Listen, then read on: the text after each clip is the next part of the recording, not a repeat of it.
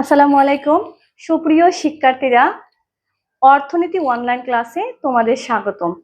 আশা করছি তোমরা সবাই ভালো আছো। আমি নাজমিন সুলতানা সুমা, প্রভাষক অর্থনীতি বিভাগ। আজকে আবারও তোমাদের সামনে চলে এসেছি নতুন একটি টপিকস নিয়ে।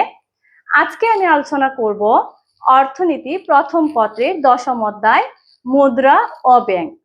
এই অধ্যায়ে ইতিমধ্যে আমি অনেকগুলা ক্লাস করিয়েছি।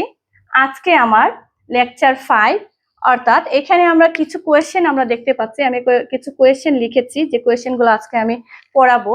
প্রথমেই আমাদের এখানে দেয়া আছে কেন্দ্রীয় ব্যাংক কাকে বলে, বাণিজ্যিক ব্যাংক কাকে বলে, কেন্দ্রীয় ব্যাংক ও বাণিজ্যিক ব্যাংকের পার্থক্য।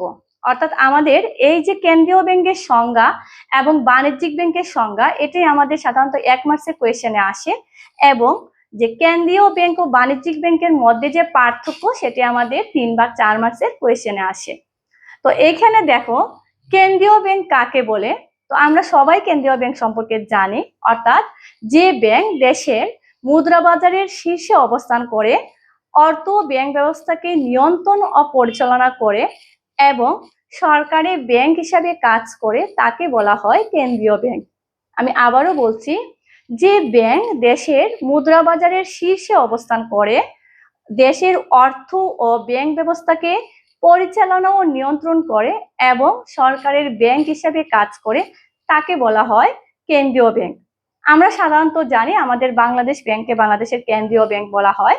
অর্থাৎ বাংলাদেশ ব্যাংক বা বাংলাদেশের কেন্দ্রীয় ব্যাংক যেটা, সেটি হচ্ছে কি করে দেশের সকল ব্যাংক ব্যবস্থার শীর্ষে অবস্থান করে, দেশের যে অর্থ অন্যান্য ব্যাংক আছে সেগুলোকে নিয়ন্ত্রণ ও পরিচালনা করে, এবং সরকারের আয় ব্যয়ের যে হিসাব নিকাশ আছে সেটিও কিন্তু আমাদের কেন্দ্রীয় ব্যাংকের মাধ্যমে হয়ে থাকে। এটি হচ্ছে কেন্দ্রীয় ব্যাংক।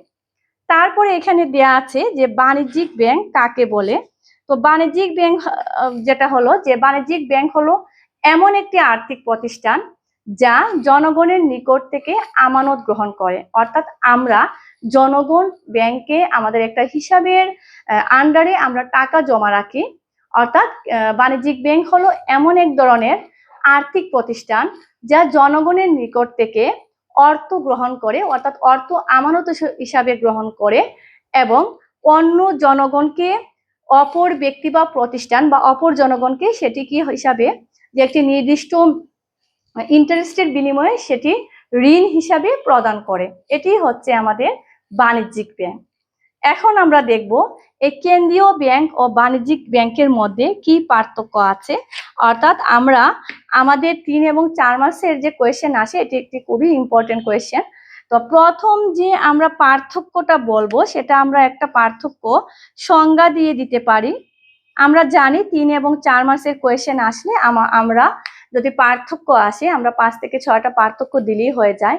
তো প্রথম পার্থক্যটা আমি সংজ্ঞা থেকে দিব, যে যে যে ব্যাংক সকল দেশের মুদ্রা বাজারের শীর্ষে অবস্থান করে, সকল ব্যাংকের বা সকল অর্থ ব্যাংক ব্যবস্থার নিয়ন্ত্রক ও পরিচালক হিসাবে কাজ করে এবং সরকারের ব্যাংক হিসাবে কাজ করে, তাকে বলা হয় কেন্দ্রীয় ব্যাংক। অপরদিকে যে বাণিজ্যিক ব্যাংক হলো এমন এক ধরনের আর্থিক প্রতিষ্ঠান যা জনগণের নিকট থেকে আমানত গ্রহণ করে এবং অপর ব্যক্তি বা প্রতিষ্ঠানকে ঋণ হিসেবে সেই আমানতটা, অর্থাৎ আমার কাছ থেকে যে টাকাটা নিবে সেটা অন্যজনকে আবার ঋণ হিসেবে প্রদান করবে। অর্থাৎ আমরা সংজ্ঞা দিয়ে একটা পার্থক্য লিখতে পারি। তারপরে আমরা যদি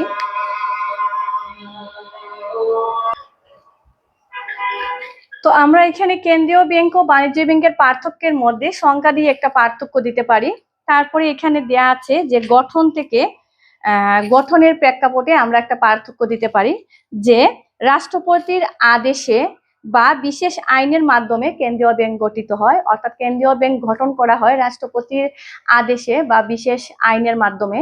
পক্ষান্তরে যদি আমরা বাণিজ্যিক ব্যাংকের গঠনের কথা বলি, অর্থাৎ দেশের প্রচলিত ব্যাংকিং আইন অনুযায়ী বাণিজ্যিক ব্যাংক গঠিত হয়।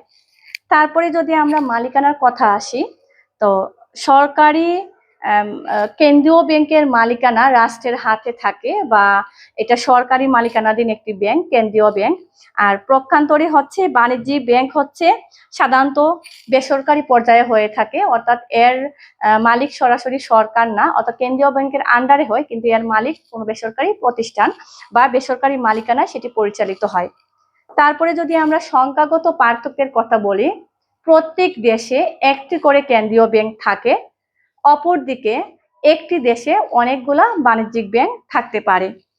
তারপরে আমাদের যেটা আছে যে 5 নম্বর যে পয়েন্টটা, নোট প্রচলন করা, অর্থাৎ দেশে কি পরিমাণ নোট প্রচলন করা হবে, অর্থাৎ নোট প্রচলনের দায়িত্ব কার উপর থাকে, কেন্দ্রীয় ব্যাংকের হাতে থাকে, কিন্তু বাণিজ্যিক ব্যাংকের হাতে নোট প্রচলনের কোনো দায়িত্ব থাকে না। তারপরে যদি অন্যান্য ব্যাংকের ক্ষেত্রে আমরা বলি যে কেন্দ্রীয় ব্যাংক অন্যান্য ব্যাংকের ব্যাংকার হিসেবে কাজ করে, অর্থাৎ একটি ব্যাংক যদি নতুন কোনো ব্যাংক যদি দেশে গঠন করতে হয়, তাহলে কেন্দ্রীয় ব্যাংকের কাছে 400 কোটি টাকা জমা রেখে তাকে ব্যাংকটা ওপেন করতে হবে। পক্ষান্তরে আমরা যদি বাণিজ্যিক ব্যাংকের কথা বলি, বাণিজ্যিক ব্যাংক যেহেতু কেন্দ্রীয় ব্যাংকের অধীনস্থ ব্যাংক, সেই ক্ষেত্রে বাণিজ্যিক ব্যাংক এ ধরনের কোনো ক্ষমতা রাখে না। তারপরে বৈদেশিক বিনিময়ের কথা যদি বলি, যে বৈদেশিক মুদ্রা বিনিময় নীতি প্রণয়ন ও নিয়ন্ত্রণ করে কে, কেন্দ্রীয় ব্যাংক। বৈদেশিক মুদ্রার বিনিময় নীতি প্রণয়ন ও নিয়ন্ত্রণ করে কেন্দ্রীয় ব্যাংক, এবং বাণিজ্যিক ব্যাংক হচ্ছে কেন্দ্রীয় ব্যাংকের নির্দেশের ভিত্তিতে বৈদেশিক মুদ্রার লেনদেনের কাজ সম্পন্ন করে। তারপর আমরা যদি ঋণ নিয়ন্ত্রণের কথা বলি, কেন্দ্রীয় ব্যাংক বিভিন্ন পদ্ধতিতে ঋণ নিয়ন্ত্রণ করতে পারে, কিন্তু বাণিজ্যিক ব্যাংক ঋণ নিয়ন্ত্রণের কোনো ক্ষমতা রাখে না। তারপরে আমরা যদি মুনাফা অর্জনের কথা বলি, কেন্দ্রীয় ব্যাংকের মূল লক্ষ্য মুনাফা অর্জন নয়, বরং দেশের কল্যাণ সাধন করা কেন্দ্রীয় ব্যাংকের মূল লক্ষ্য। অপরদিকে বাণিজ্যিক ব্যাংকের মূল লক্ষ্যই হচ্ছে মুনাফা অর্জন, দেশের কল্যাণ সাধন তার মুখ্য বিষয় নয়। তারপরে যদি আমরা স্থিতিশীলতার কথা বলি, অভ্যন্তরীণ দাম স্তর ও বৈদেশিক বিনিয়োগের স্থিতিশীলতা বজায় রাখতে কেন্দ্রীয় ব্যাংক সচেষ্ট থাকে, কিন্তু বাণিজ্যিক ব্যাংক এরূপ কার্যক্রম থেকে বিরত থাকে, বা এরকম কোনো কার্যক্রম বাণিজ্যিক ব্যাংক করে না। তো এই হচ্ছে আমাদের কেন্দ্রীয় ব্যাংক ও বাণিজ্যিক ব্যাংকের পার্থক্য। আমরা পরীক্ষায় আসলে 5 থেকে 6টা পার্থক্য দিলেই হয়ে যাবে। তো আজকে আমি এই পর্যন্তই। ইনশাল্লাহ আগামী ক্লাসে তোমাদের সাথে আবারও দেখা হবে। আশা করব তোমরা সবাই সুস্থ থাকবে, ভালো থাকবে। আসসালামু আলাইকুম, আল্লাহ হাফিজ।